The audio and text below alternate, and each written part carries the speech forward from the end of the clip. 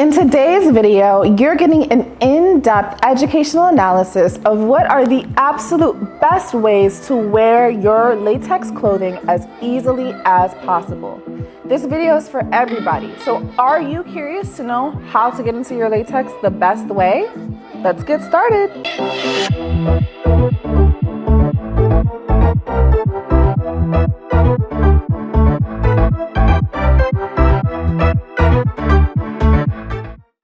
Many of you in my DMs, because I see that you've been following me on Instagram and TikTok and all these various places that you can find on latex.com, have been asking me, how do you get into your latex clothing so quickly and easily? Because a lot of times I feel like it doesn't matter if you're a beginner, it doesn't matter if you're the most advanced rubber clothing wearer. It's very difficult to know what are the best practices to actually get into your latex as quickly as possible. So for today's video, I wanted to give you a lot of educational information, so be sure to have your notebooks ready because I'm gonna be telling you the perfect, dressing aids, and actually the dressing aids that I tend to use the most. I mean, I use both of these today actually. So I will show you the absolute best dressing aids, the easiest applications, and most importantly, talk to you about the very real risk of getting asbestos poisoning from wearing and getting dressed in your latex through what are considered to be some of the best means on the market. If you guys want to find out more about this information, crucial health information about how to wear your rubber clothing the best way possible, stay tuned because we're getting into the meat of it right now. I wouldn't consider silicone dressing aids for me to be my personal favorite, and that's why I wanted to give you more information about different types of dressing aids that are on the market, a comparative analysis, if you will. So here I have an example of my preferred silicone dressing aid when I am going to use silicone. This is the B-Gloss Easy Glide Pure Feeling Latex Dressing Aid. There's like 5,000 titles on this bottle, it's crazy. But this is the B-Gloss dressing aid, and I really like the B-Gloss brand in general. I love using their latex shiner. Like, I just feel like their stuff, once I put the B-Gloss on, like for instance, I lubricated these stockings. I don't even think I actually lubricated the bra and panties that I'm wearing at all today. But just the way that the B-Gloss stays put and it really has that longevity to it, it works absolutely so well. And I think it's one of the best products on the market if you are interested in working with silicone. So some of the benefits and maybe double-edged sword of using a silicone dressing aid to put on your latex is that if you're going to use a silicone dressing aid to wear your latex, in a certain way, on one hand, it's less messy because the dressing aid, as you can see, I'm spinning the bottle around for you. As you can see, the dressing aid is clear. So in comparison to something like cornstarch, or what you're probably more familiar with, which is baby powder, something like that, which obviously powder, I'll just give you guys a little example right now, powder casts a white cast on the skin that's pretty visible. I'll just pop that on. You could see the powder on my skin, whereas the silicone dressing aid does not do that, right? It just stays absolutely clear. So in a certain way, the silicone dressing aid is a little bit less messy in the sense that you don't get as much of this white cast powdery residue when you are putting on your latex. That being said, if you notice the powder, once you brush it away, it disappears pretty instantly. The silicone dressing aid, as I said, like the B-Gloss doesn't go away. So I rubbed it into my skin, but do you see how my skin is still shiny? That silicone is still there. It hasn't evaporated. It's not going anywhere. So what that means is that when you're wearing your, latex clothing and you're using a silicone dressing aid like this, you're going to feel the sensation of the silicone dressing aid between your skin and the latex clothing article that you're wearing. This is going to be a hotly contested one. Let me know in the DMs. I'm curious what you guys have to say about this because I'm sure a lot of people have a lot of opinions. okay? I certainly do. Some people really enjoy that sensation. Some people love the feeling of the, sliding, that slipperiness inside of the latex, and, just that sensation of being, just fully like wet and moisturized inside of the latex. They love that feeling. I understand. For me personally, one of my biggest complaints, and actually, you know what, guys? You're gonna wanna really take notes at this point in our educational video, because this is a really crucial piece of information for any of you who are concerned about sweating, over sweating in your latex, and what to do about that. What are ways that you can mitigate that? Pay attention. I'm giving you some really important details right now. Oh, but before we get to those super important details, I just wanted to talk to you guys really quickly about upgrading your membership and becoming a VIP member. If you're loving this video, if you love learning about latex, if you love seeing me in, my latex totally deconstructed outfit and just having a more personal experience with me, and want to watch more videos like this, the best ones, the ones that I can't put on YouTube, definitely go over to inlatex.com, or simply tap the join button at the bottom of this video, tap the description box. It'll take you to both, whether you want to become a member on YouTube itself or a member on inlatex.com. Definitely go ahead and upgrade your experience, because you want to get the absolute best latex content available online anywhere in the world. So, that super crucial information that I was going to share with you guys just a minute ago about how to deal with overperspiration in your latex clothing. One of the reasons that you might be overperspiring in your latex clothing might actually have to do with the dressing aid that you are using to put on the clothing.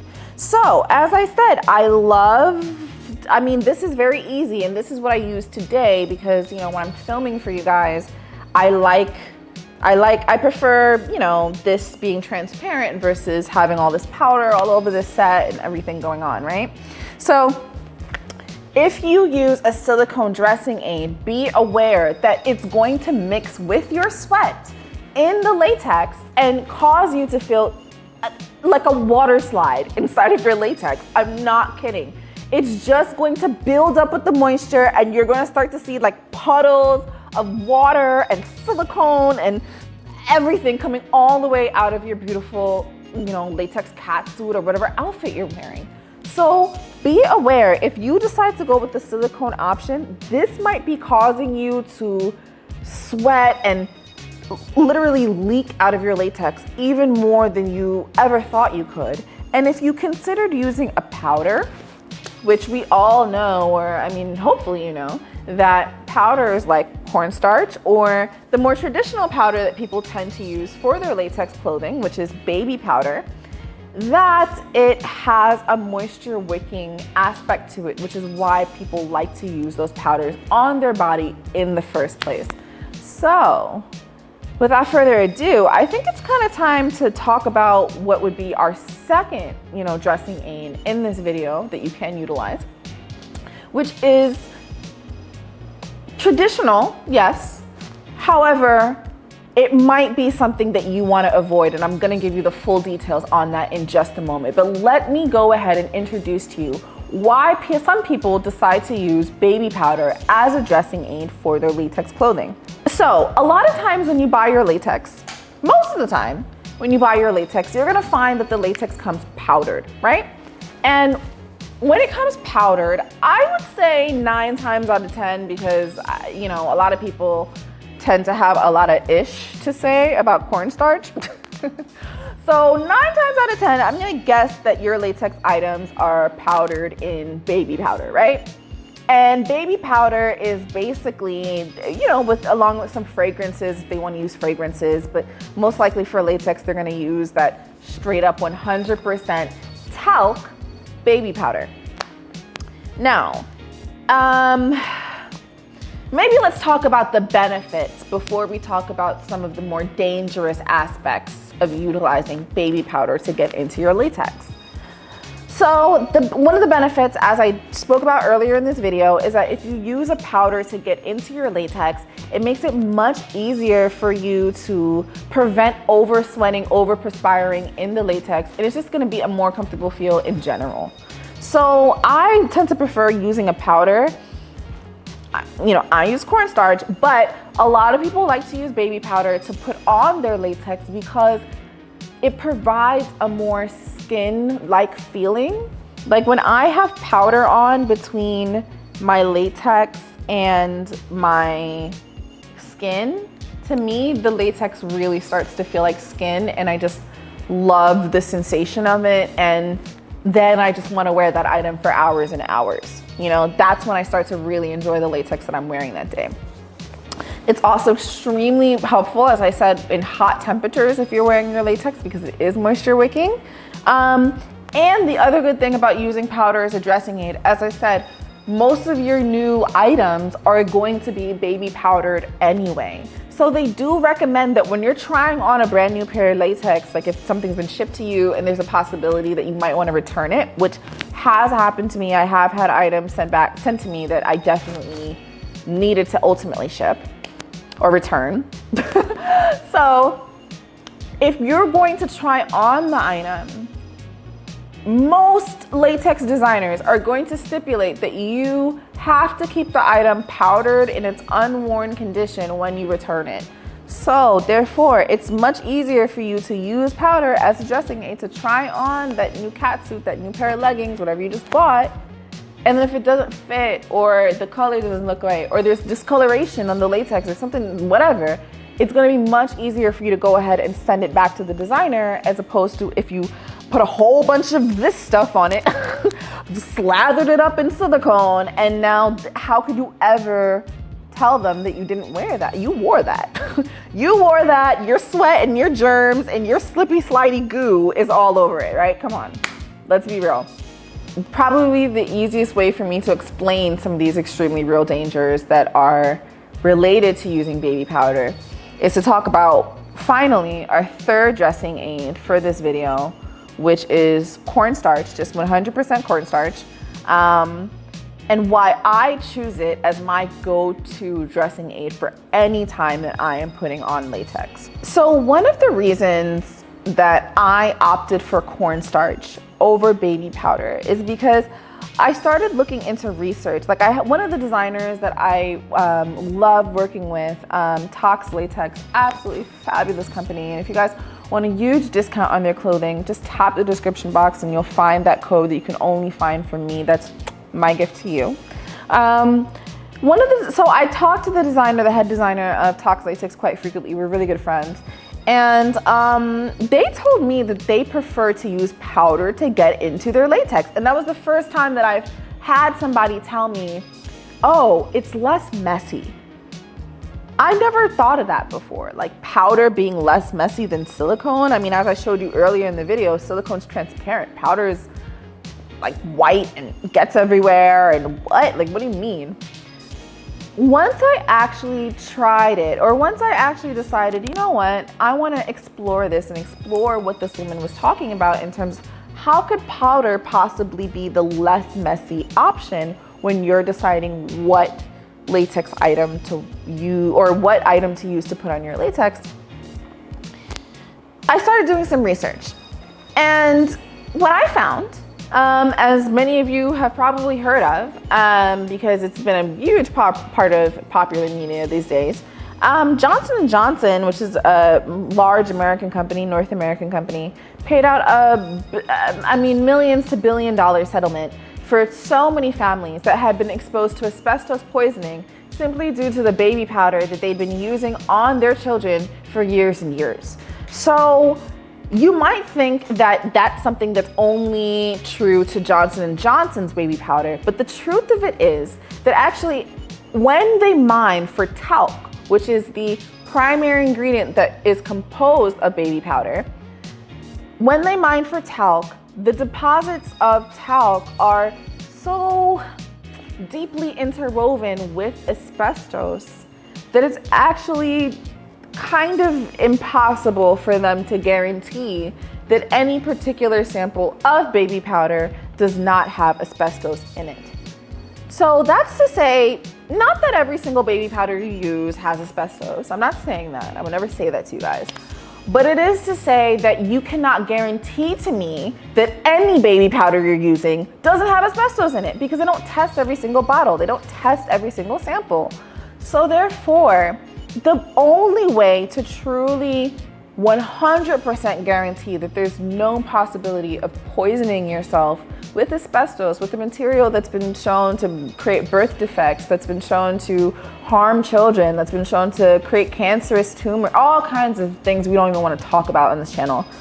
The only way, guaranteed 100% proven, to protect yourself from asbestos poisoning when you are getting into your latex and using a powder dressing aid is to use something like cornstarch, is to use something that does not include talc, is not to use baby powder.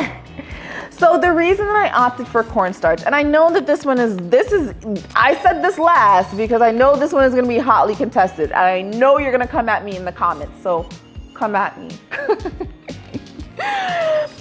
Why I opt for cornstarch and why it's my preferred dressing aid out of all the three that I mentioned to you today is because cornstarch is the powder that they use in medicinal settings. So if you, like doctors, their disposable gloves, their disposable latex and nitrile gloves, they're typically these days coated in cornstarch. So to me, I mean, those gloves stay in that box for like a year, 2 years, how long? I don't know, forever, right?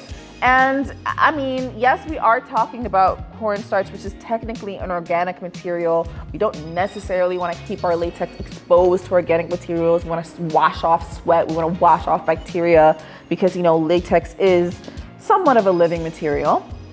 But I do find that cornstarch, for me, it's been perfectly safe. I haven't had any issues with it. It hasn't done anything to harm any of my fabulous latex pieces. You see them all the time on my channel. You buy them in latex. You know the quality of all the latex that I show you guys and sell to you guys. I fully recommend cornstarch to you, 100% cornstarch. It's affordable. Go over to your supermarket. You can see this one I just picked up online. You can do that very easily yourself. So